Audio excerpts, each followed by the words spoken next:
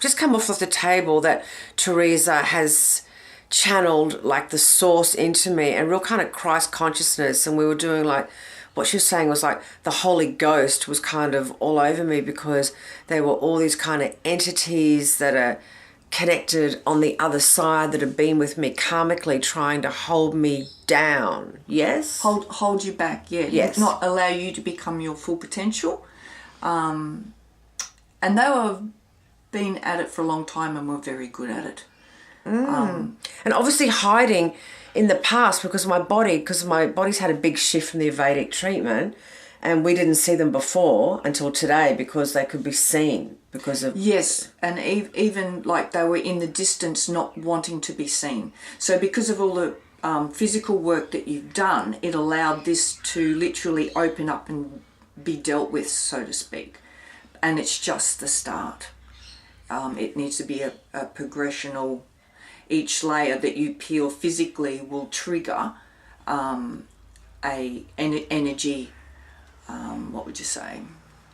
An energy block to arise so that we can work with it. Yeah.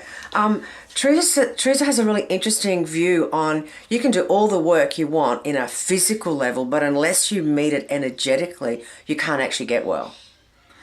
Yes. And that comes into karmic law as well, and at the end of the day, it's we are just the channel for what I call upstairs to come through. So that governs everything. That's the one that exposes all things to be seen, all things to be done. But physically, yes, it's the difference between someone might bide time by completely fixing the physical, but unless this other area isn't cleaned up or dealt with, the illness will come back regardless. Apparently a lot of work happened in my blood today, which I'm so happy to Yes, hear. yeah. Halfway there, I could see the blood, and it was like, it's not full-blown sticky, what I call sticky. It's like it's midline. And it's still in changing process, which is good because it's the blood that needs to change. That's where the rheumatoid is. I mean, that's my systemic disease. Okay. Yeah. It's like you were there, you're here, and this is where you need to be. I'm going there. I'm going here. You are. What do you think of the diet I'm on? Like, so my body sort of seemed to say that for your blood to change, the diet will be working. Right. Nothing else changes it unless you're on a lot of stuff. I am. You'd have to be on a lot of stuff for that to actually get where it is, and it was still moving. I could see the cells. It was like they were still moving. So, here. Wow, because we know I'm still on a month to go on my detox after I've done the 6 weeks of the Panchakarma. So I think that's a profound validation for, obviously the work I'm doing. But talk to me a little bit about the power of the energy that came through you today. Like you said something before about that it was really like next level, like what was happening in here. Basically, as just a channel, I call it, I just plug in up there and plug in down here. Yeah. And it is as simple as that. I'm the watcher. That's how I learn. I just sit, it's like, it's the teacher, it's the God force creator, the Christ energy, and it controls what frequencies, it just changes to what's needed on the table for that person. It's... so what today did come through for you? When I said it's the Holy Ghost, and I didn't quite understand what that meant, but that's what it was, because it was like watching wind do the work. It was almost like the elements, fire, water, air.